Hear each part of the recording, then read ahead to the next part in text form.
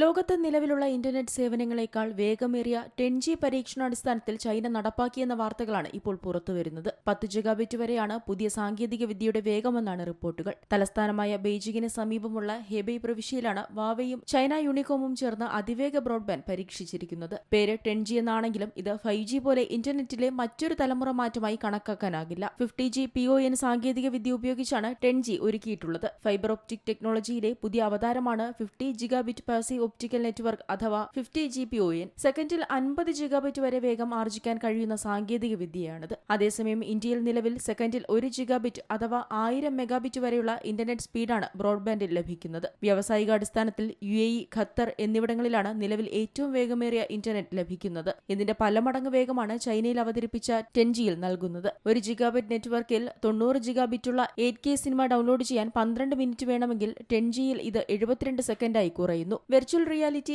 Augmented reality, cloud gaming, smart സിറ്റികൾ, ഡ്രൈവറില്ലാ കാറുകൾ എന്നിങ്ങനെ ഭാവിയെ ലക്ഷ്യമിട്ടുള്ള സൗകര്യങ്ങൾക്കായാണ് പുതിയ സാങ്കേതിക വിദ്യ തയ്യാറാക്കിയിരിക്കുന്നത് എന്നാണ് റിപ്പോർട്ടുകൾ. വിനോദത്തിന് പുറമെ വിദ്യാഭ്യാസ മേഖലയിലും പുതിയ സാങ്കേതിക വിദ്യ ഫലപ്രദമായി ഉപയോഗിക്കാൻ കഴിയുമെന്നാണ് ചൈനയുടെ കണക്കുകൂട്ടൽ. News desk Zee Malayalam news. ഏറ്റവും പുതിയ വാർത്തകളും വിശേഷങ്ങളും വിരൽ തുമ്പിലറിയാൻ സീ മലയാളം ന്യൂസ് എല്ലാ ഡിജിറ്റൽ പ്ലാറ്റ്ഫോമുകളിലും ലഭ്യം.